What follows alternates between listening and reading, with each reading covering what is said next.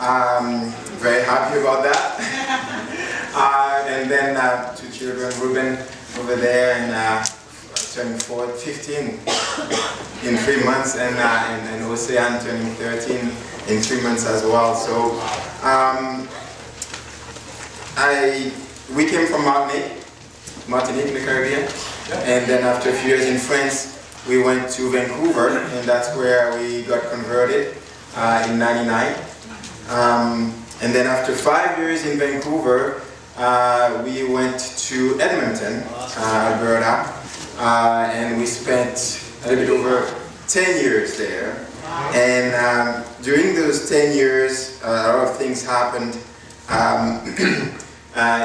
Especially the minister at the time, Ray Naden, who you probably know because he's a very good friend with Ron, moved to Anchorage, Alaska. And so we were looking for a minister for a couple of years, and in that, at that time specifically, Ron was really supportive, and he was instrumental actually in helping us to identify a candidate.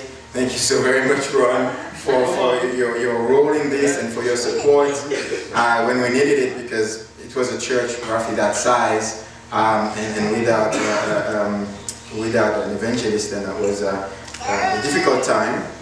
And then after that, we moved to Montreal 2 years ago, and that's where we received a fantastic warm welcome from Danny and Jillian, that Jillian we knew from Vancouver at the time, and Cynthia, obviously, who doesn't know Cynthia, right?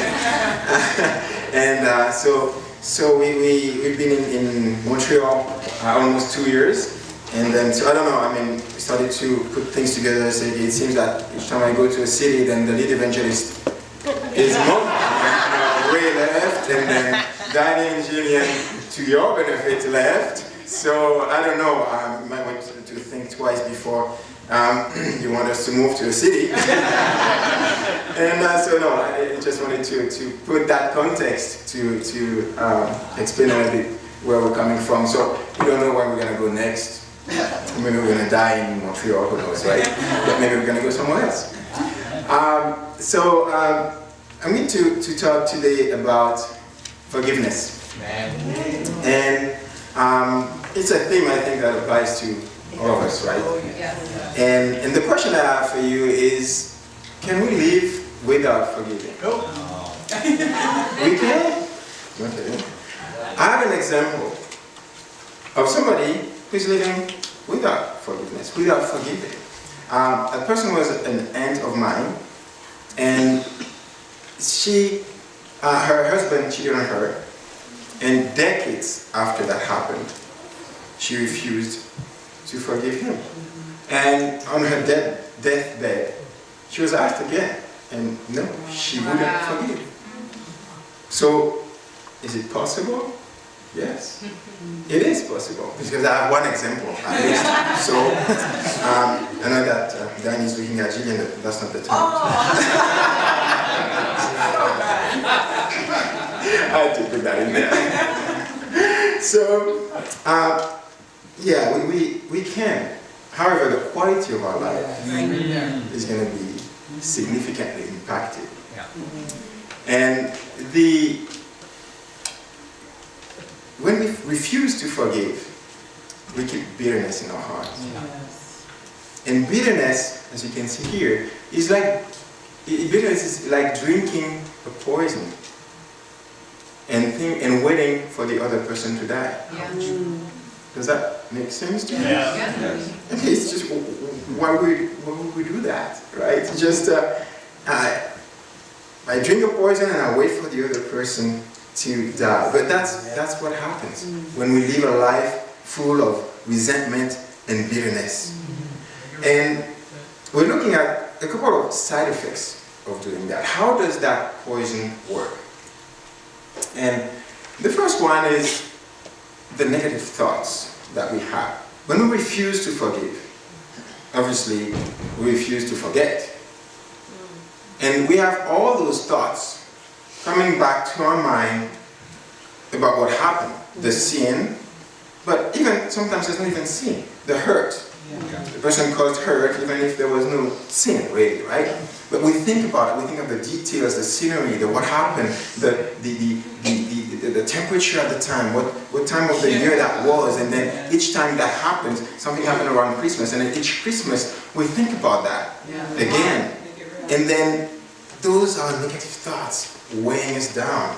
Because I haven't seen somebody who's upbeat with bitterness in their heart. It's either you have bitterness in your heart and then you could say it, or you're bitter. That means that you find a way to get rid of it.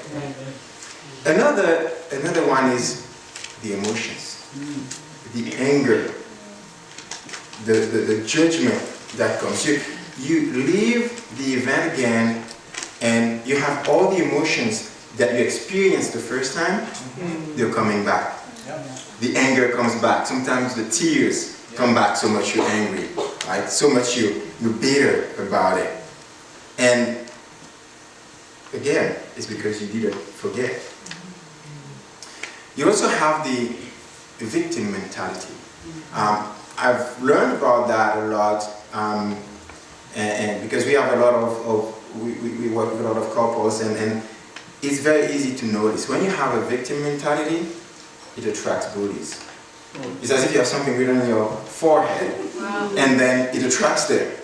And I was listening to some shows, I think the other day, and there was this sexual predator, and he was explaining that you could see, you could read it. I mean, that person could be a target. Because just the demeanor. And so that victim mentality, whether you want it or not, it works in your life, and then you become, you stay in this circle. But beyond just the demeanor, it works from the inside. From the inside out. You're more prone to depression, to despair. You're just this mental attitude that you have. All those thoughts in your head have consequences on your body. You start to see it.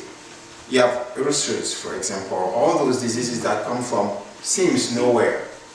Usually comes from the head, from the thoughts that you have, and from that bitterness, from that poison that's in you and you don't want to let go. And in the end, death. You tell me, yeah, I'm going to die anyway. So yeah, true, but you can live a way shorter and more painful life if you keep all that bitterness in you, that resentment, that decision that you make not to forgive. So based on that list, who would want that life? Who wants that life? Nobody. Right? It makes sense. Yet, if I ask your neighbor or somebody who knows you a little bit in the crowd, at some point, did you drink that poison? What would the answer be? Yes. Pretty sure you did. I mean, I might be the only one in the room, but okay, I'll take that. Hamilton is pretty special. So I'll take that. But no one wants to suffer like that. However, we still do it. We still do it at one point or another. And it's hard to forgive. And I like to tell a little story to explain a little bit why sometimes happens for us that it's hard for us to forgive. It's like a fairy tale, West Indies fairy tale. Alright, come on. Once upon a time, like all these fairy tales, right? There was a little girl, carefree, bright, joyful, full of life. She loved to play, to run, to sing, to laugh. And she was living in the countryside with her parents, with her brothers and sisters. Then it was the time of life to start kindergarten, 3. And the decision was made that since she was in the countryside, she would go to town to her aunt so that she could go to the school in town. That's a lot better school. And so she was already excited. She would be able to spend some time with the sons and daughters of that aunt, and then spend time and continue to laugh and continue on her happy journey. So the school year started, And very quickly, she realized that the life she envisioned did not match the reality. She had become an extra mouth to feed, another person to take care of, another pain in the back, and really another responsibility, unwanted responsibility. The time spent playing in the backyard, teasing the farm animals, and really enjoying her life was suddenly turned into chores.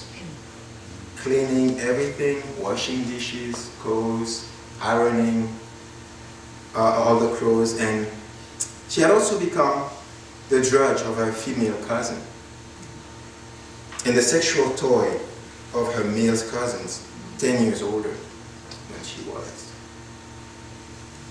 Overnight, end of childhood, gone, finished. Different life.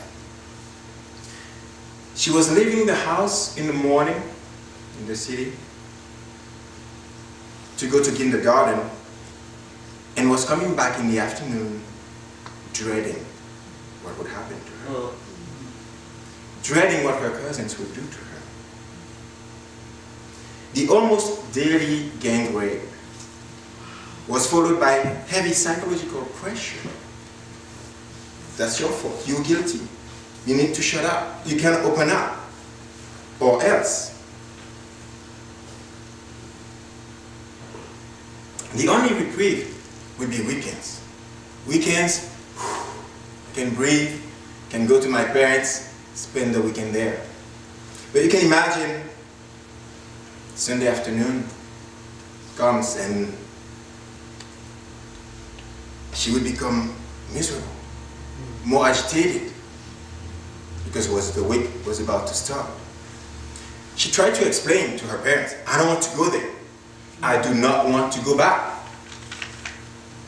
She cried, but she was reminded, sometimes harshly, how grateful she needs to be. To have the chance to go to the city, to study, to have the chance to be with her aunt, somebody who's taking care of her. That she needed to change her attitude and to comply with the decision.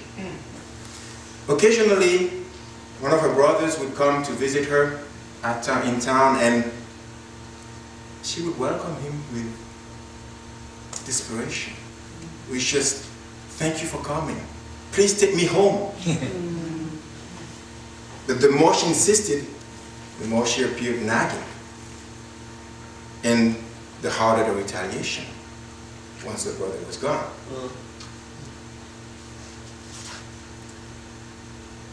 Discovery lasted the full year, the full first kindergarten year. Then you have a summer that you spend home. Then the second year started, similar to the first one. Then the primary school years, similar to the first one. Days in, day out. Weeks in, weeks out. Months in, months out. Years